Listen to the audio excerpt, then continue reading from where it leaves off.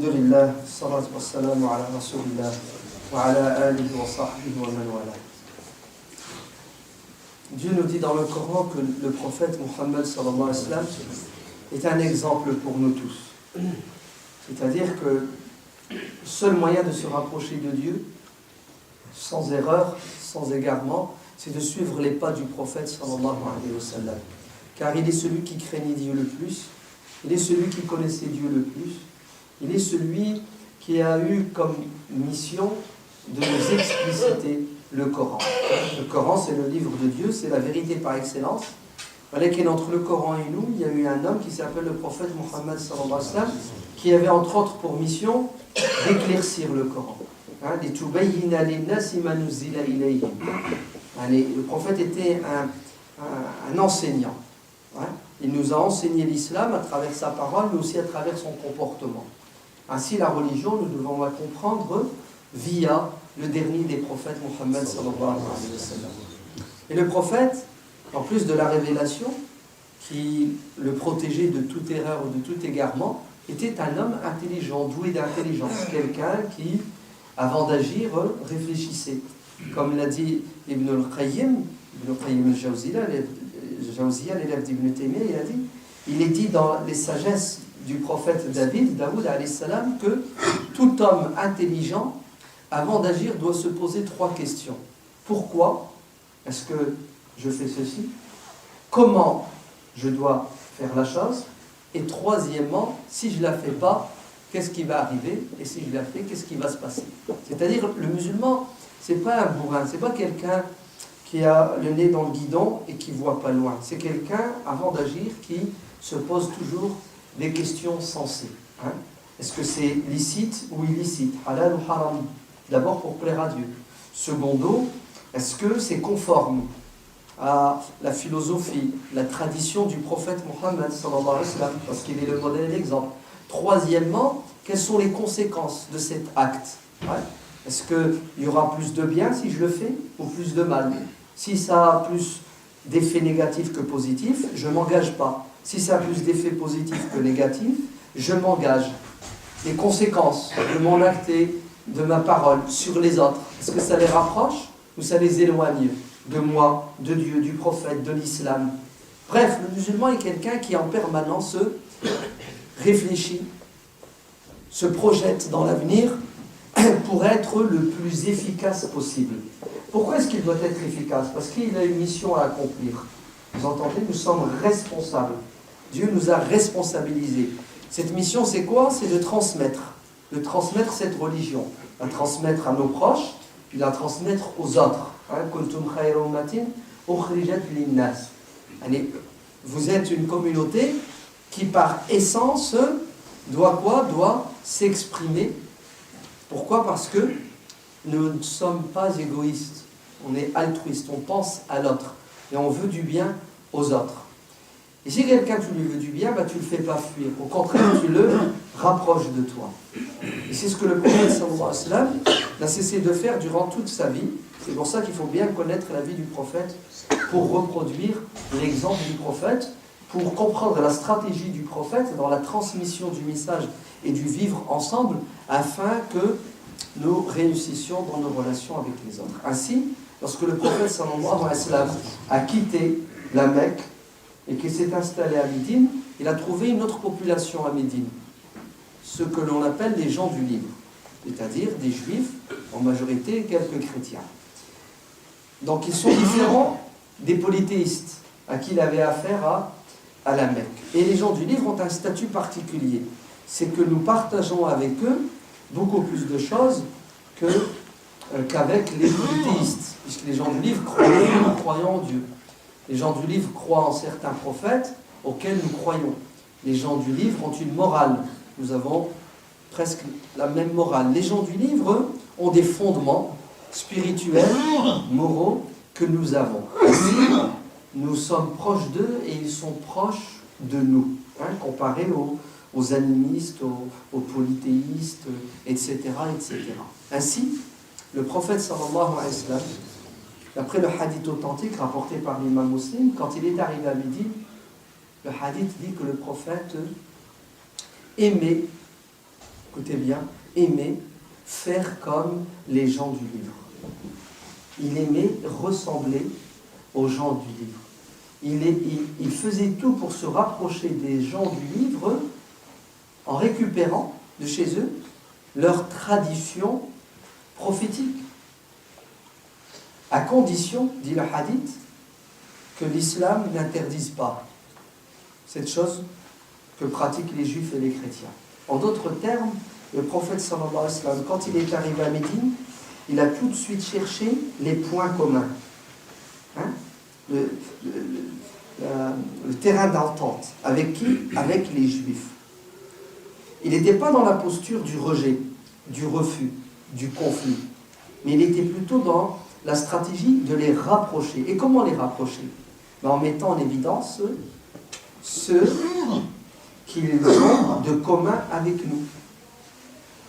L'exemple le plus frappant, c'est le hadith qui dit que le prophète sallallahu alayhi wa sallam arrive à Médine, il va changer sa coiffure. À la Mecque, il avait une manière de se coiffer. Arrivé à Médine, il va adopter la coiffure des Juifs. Les Juifs faisaient une raie, ici au milieu. Le prophète sallallahu alayhi wa sallam va se coiffer à l'identique. Alors pourquoi est-ce qu'il cherche justement à se rapprocher des Juifs en faisant comme eux? Parce que son objectif, vous savez c'est quoi? C'est de ne pas les faire fuir. C'est de leur montrer qu'il n'est pas étranger à leur tradition. Et les Juifs ont une tradition religieuse, mosaïque. Et nous, nous sommes les adeptes de Moussa alayhi salam.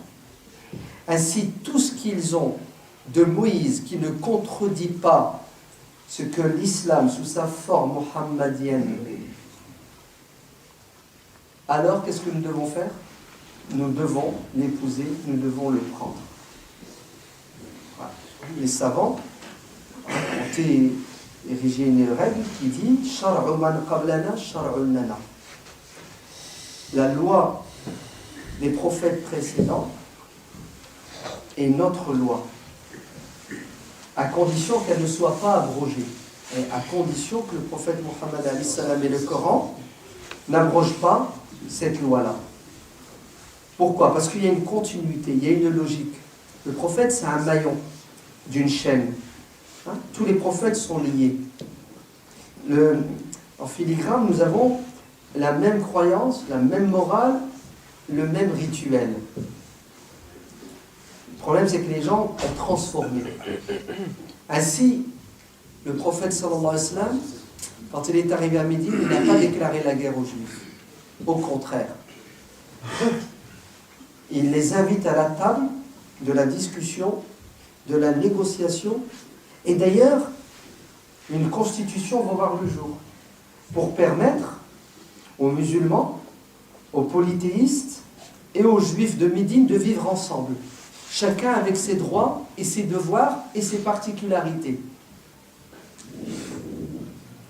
Le hadith rapporté par l'imam Muslim dit que le prophète sallallahu alayhi wa sallam aimait kana yuhibbu muwafaqata ahli al-kitab. Il aimait se rapprocher des gens du livre, des juifs en l'occurrence, en faisant ce que les juifs faisaient, tant que ce n'était pas interdit par l'islam. La preuve, il est arrivé à Médine, il les a trouvés en train de jeûner le jour de Ashura. Pourquoi est-ce que vous jeûnez ce jour?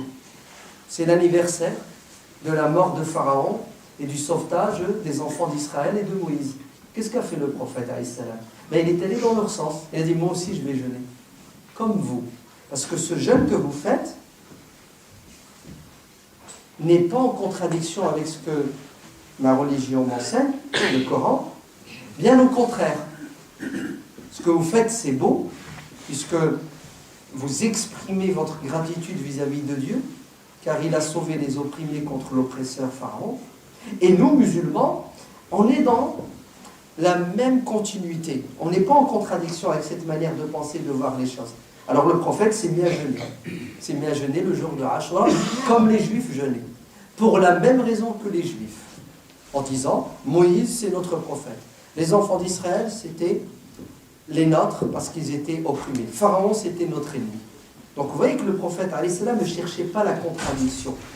Il ne cherchait pas le conflit avec les autres. Il ne cherchait pas à les faire fuir. Au contraire. Parce qu'il a un objectif.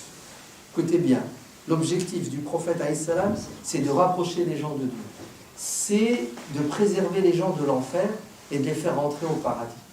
Et comment voulez-vous les rapprocher si tu fais tout pour les faire fuir, à travers ta manière de parler, ta manière de t'habiller, ta manière de penser. Au lieu de mettre en évidence les divergences, le prophète alayhi salam mettait en évidence les convergences. Vous entendez?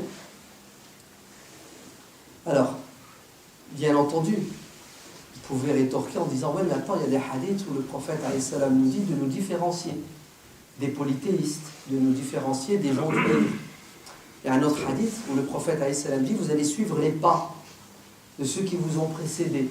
Si bien que s'ils font n'importe quoi, vous allez faire n'importe quoi. » Qui prophète? Les gens du livre, il a dit « Bien sûr, qui d'autre ?» Oui, tous les hadiths sont authentiques. Et il n'y a pas de contradiction. Il y a juste quoi? Il y a juste besoin de faire marcher son intelligence pour bien comprendre la sunna du prophète alayhi salam. Vous entendez? Parce que le hadith que je vous ai cité, lui aussi, il est authentique. Lui aussi, il est rapporté par l'imam Muslim. Alors, la contradiction n'existe pas. Elle est juste dans notre cerveau quand on n'a pas assez de recul, ou plutôt quand on va interpréter les textes nous-mêmes et on ne regarde pas ce que nos savants disent. Alors, regardez comment structurer tous ces textes. Le prophète alayhi salam arrive à Médine, il n'est plus à la Mecque, le milieu n'est pas le même, les conditions ne sont pas les mêmes, les enjeux ne sont pas les mêmes, mais il a toujours le même objectif, convertir le maximum de personnes à la vérité, à la paix. Comment faire? Il faut des moyens, des outils. Il faut rapprocher les gens et ne pas les faire fuir. C'est pour cela qu'il fait tout ce qui plaît, ce qui arrange les gens du livre, tant que ce n'est pas interdit par sa religion. Hein, la coiffe, par exemple. À la fin de sa vie, il va rester à Médine 10 ans, à la fin de sa vie, quand il a fait le maximum pour guider le maximum de gens, et il réussira, puisque la plupart vont se convertir à l'islam, il y aura une minorité d'irréductibles qui ne voudront pas se convertir, et ils ont le droit de ne pas se convertir à l'islam, puisque l'être humain est libre de croire ou de ne pas croire. À la fin de sa vie, c'est là où le prophète alayhi salam dira « Différenciez-vous d'eux ».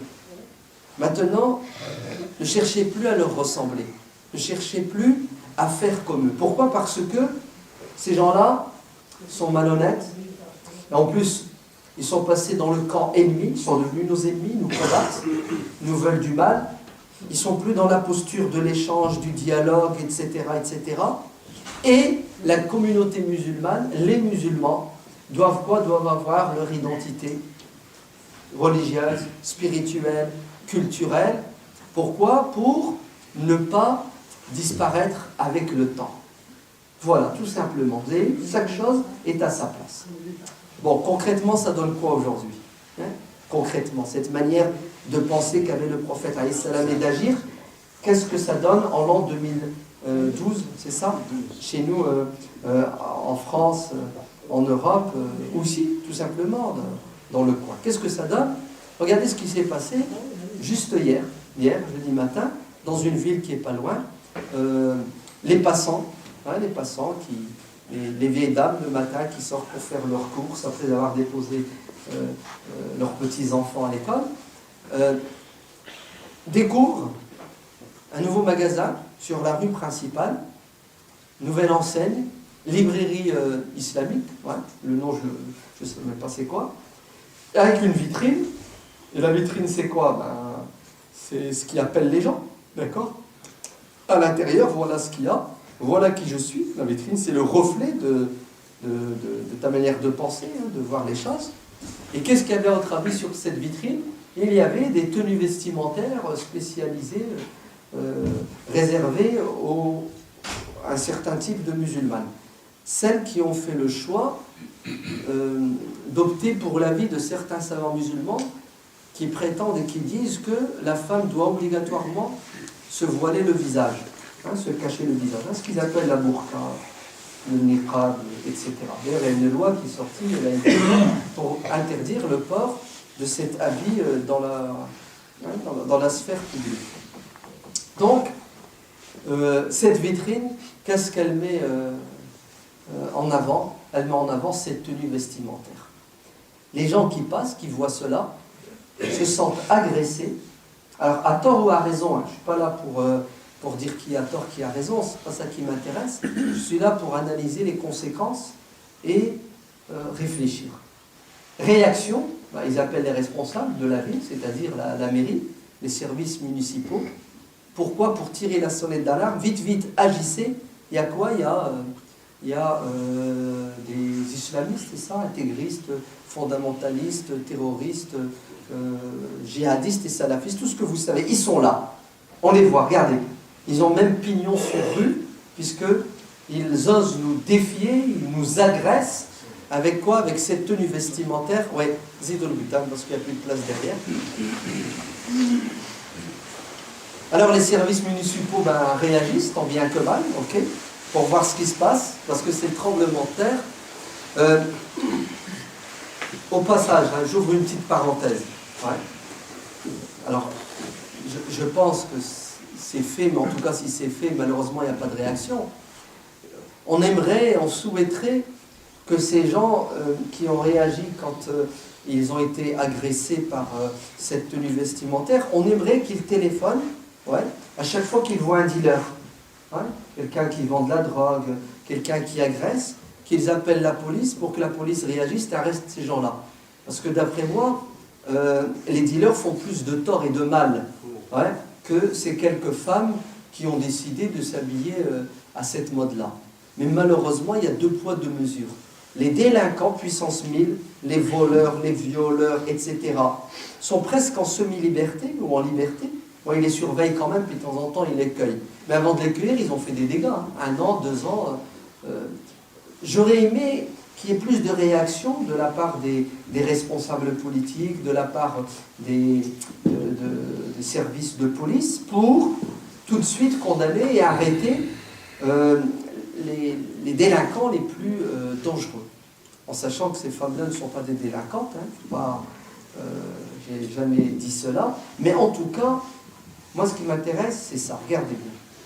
C'est regarder la réaction de ces personnes qui sont victimes des masses médias, on est d'accord, de la pression médiatique islamophobe. Alors vite, on est en danger, notre ville est en danger parce qu'elle est envahie d'islamistes. Regardez, ils osent même vendre leurs produits dangereux, la burqa, ils nous défient, ils nous agressent dans tous les sens du terme, c'est comme ça qu'ils pensent et qu'ils voient les choses. Question, est-ce que vous pensez que ce musulman, ou cette musulmane, je ne sais même pas si c'est un homme ou une femme, qui a ouvert cette librairie et qui met sur la vitrine cet habit, est-ce que vous pensez qu'il a bien agi? Est-ce que vous pensez qu'il a pensé aux conséquences? En tout cas, ce qui est sûr et certain, c'est qu'il a fait peur à des non-musulmans, qu'il a fait fuir, et que ça va déchaîner, il va y avoir une réaction en chaîne, d'accord? Et Allah alam ce qui va arriver. Mais en tout cas, je pense que jamais notre prophète n'aurait fait cela. Si le prophète sallallahu alayhi wa sallam était aujourd'hui parmi nous, il se serait coiffé comme il se coiffe. Vous entendez? Parce que le prophète ne veut pas faire fuir les gens, mais il veut les rapprocher. Le prophète aurait mis dans sa vitrine des livres qui s'adressent aux non-musulmans pour comprendre et découvrir l'islam sous son vrai visage. C'est ce qu'il aurait fait. Il n'aurait pas mis une burqa qui, dans leur inconscient, est synonyme de quoi? Est synonyme de tout ce que vous voulez de négatif. Vous allez me dire, ouais, mais je fais ce que je veux, je suis libre. Pourquoi dans certaines vitrines, on met de la lingerie féminine, on met etc. Et nous, on appelle à la pudeur? Et que tu n'es pas en position de dicter aux gens la loi, ni de faire la loi. Déjà, tu l'as subi. Secondo, c'est pas comme ça que tu changes les choses. Si ta burqa t'y crois, bah, t'as qu'à faire pression sur les députés pour qu'ils abrogent la loi et qu'ils fassent pression sur les journalistes pour qu'ils fassent passer ta burqa comme étant ce qu'il y a de plus beau et ce qu'il y a de meilleur pour la femme. Là, tout ce que tu fais, c'est tu attires les foudres de Zeus contre toi, tu fais fuir les gens de l'islam, tu pousses les gens à détester l'islam encore plus, tu joues le jeu. Et ça, c'est suicidaire. Ouais. Ça, c'est direct dans un mur. Tu as perdu la bataille. Le prophète sallallahu alayhi wa sallam ne cherchait pas à piquer et à agresser les gens, à les faire fuir, mais il cherchait à les rapprocher. Mets de l'eau dans ton thé. Le vin, c'est haram. D'accord? Donc, mets de l'eau dans ton thé. Pourquoi? Pour, justement, le servir aux gens. S'il est trop fort, ton thé, ils ne vont pas le boire. Hein, vous êtes d'accord? Du thé fort, là, sahara. Ouais?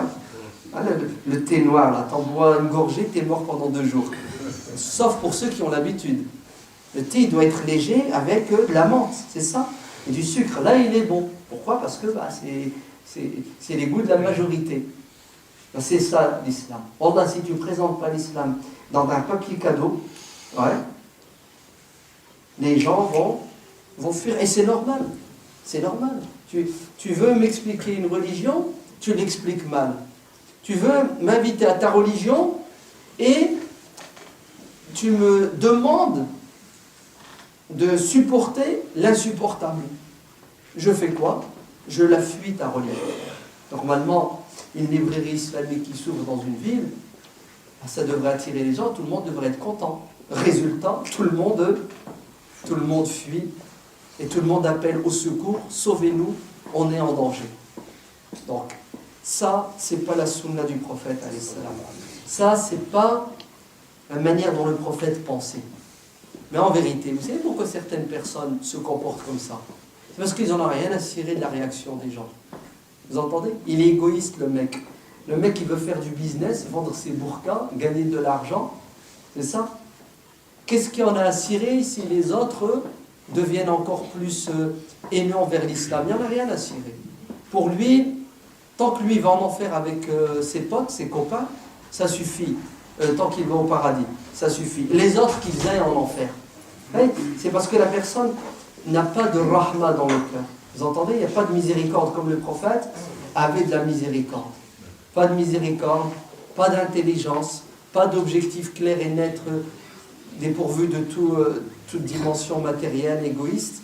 Résultat, prochain épisode. Je vous dirai les conséquences. Ouais, quand les autorités politiques et les trucs vont réagir, les médias aussi, dans 15 jours, 1 mois, je vous donnerai le bilan.